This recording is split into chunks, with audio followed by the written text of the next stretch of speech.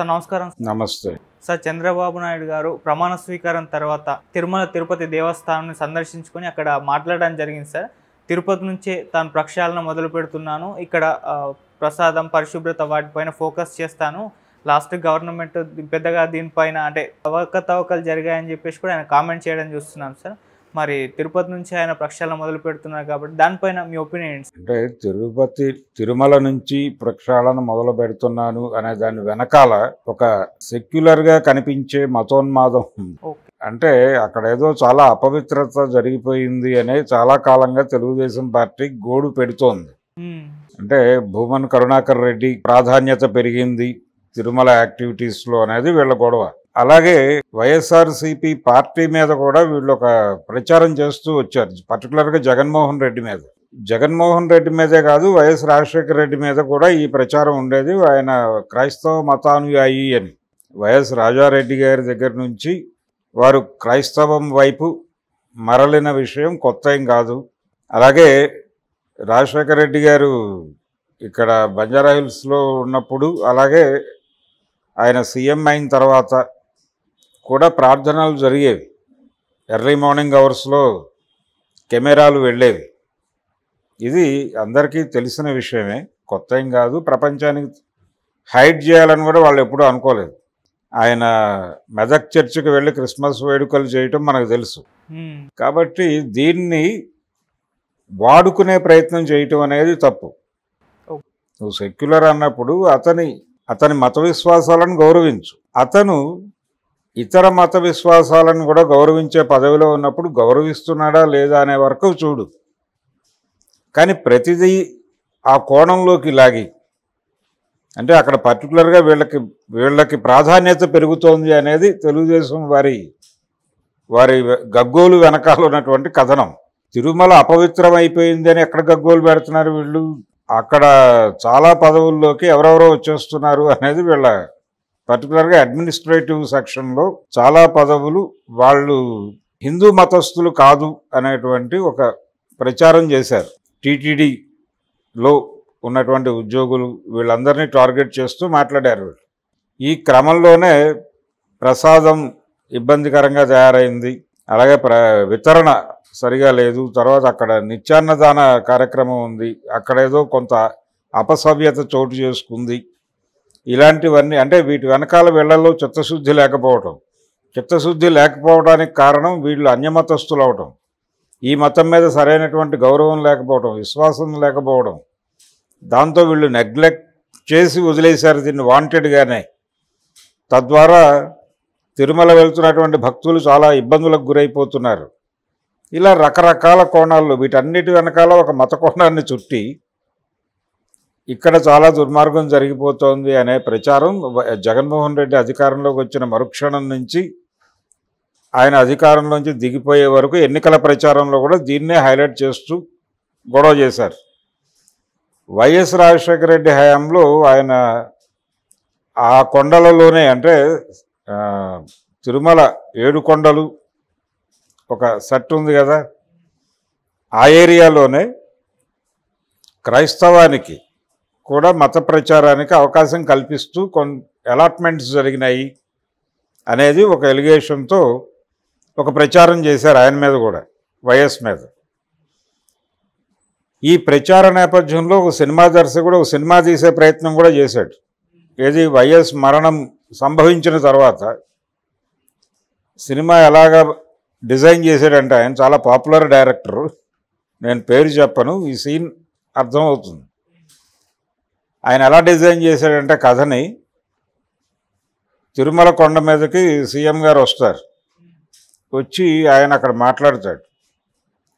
ఎవరితో మాట్లాడతాడు అంటే అక్కడ ఉన్నటువంటి అధికారులతో వాళ్ళతో మాట్లాడుతూ ఈ అన్యమత ప్రచారానికి కొంత అలాట్ చేయవలసి ఉంటుంది ఇదే ఏరియాలో అనే దాన్ని వాళ్ళకి అర్థం చేయించి హెలికాప్టర్ ఎక్కుతాడు. ఎక్కి అలా హెలికాప్టర్ లేస్తుంది. లేవగానే ఈ 7 కొండలు కూడా ఒక గరుడాకారంలో మారి ఇలా చెలిస్తుంది. అది ఏంటి ఇలా ధర్మ వినాశనం జరుగుతోంది అన్నట్టుగా. ఎప్పుడైతే అది కదిలిందో విపరీతంగా ప్రచండ గాలులు వేస్తాయి ఆ కదలికకి. ఓకే. ఆ ప్రచండ గాలుల్లో ఆ హెలికాప్టర్ ఇరుక్కుని ఒక కొండ కొట్టుకుని కింద పడిపోయి అతను చనిపోతాడు. ఈ లెవెల్ నెరేటివ్ స్క్రిప్ట్ ఒకటి తయారైంది అప్పుడు. హిందూ మతానికి హాని కలిగిస్తున్నటువంటి ఒక వ్యక్తి ఇలా మరణం చెందే అవకాశం ఉంది అన్న టోన్లో డిజైన్ అయింది.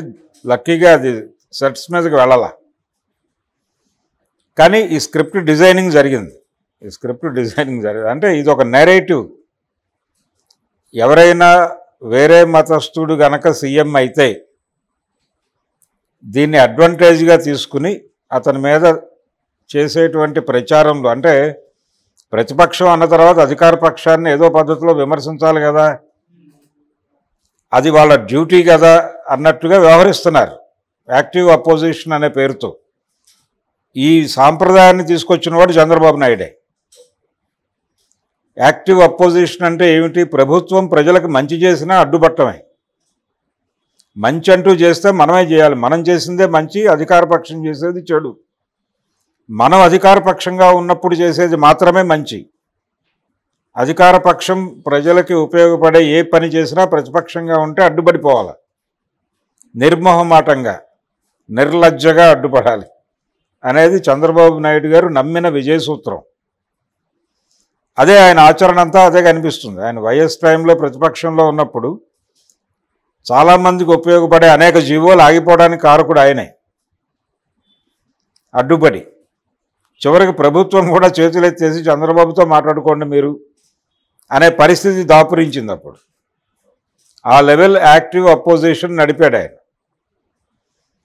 ఈ సాంప్రదాయ కొనసాగింపులో భాగంగానే ఇప్పుడు ఆయన ఈ 5 ఏళ్ళు కూడా ఒక క్రైస్తవ మతానికి చెందిన ముఖ్యమంత్రి ఉన్నాడు కాబట్టి హిందూ మతానికి చాలా హాని జరిగిపోయింది అనేటువంటి ఒక నేరేటివ్ని ఈ 5 ఏళ్లలో జనంలోకి బాగా తీసుకెళ్ళగలిగారు తెలుగుదేశం వారు. రకరకాల పద్ధతుల్లో వాళ్ళకు ఉండేటువంటి నెట్వర్క్లో తెలుగుదేశం పార్టీ అనుకూల భక్తి టీవీలు, భక్తి ఛానల్స్ ఉన్నాయి. వాటిలో కూడా ఈ విషయాన్ని నర్మగర్భంగా అర్థం చేయించేటువంటి ప్రయత్నాలు చేశారు. వారి తాలూకా ఆధ్యాత్మికవేత్తలు కూడా ఈ విషయాన్ని మాట్లాడారు. ఇవన్నీ జరిగినాయి.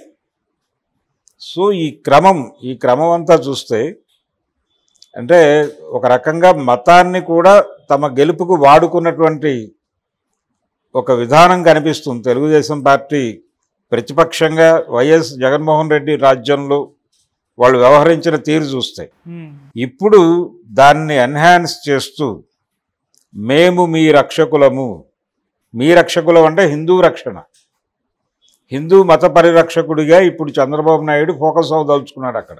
ఓకే.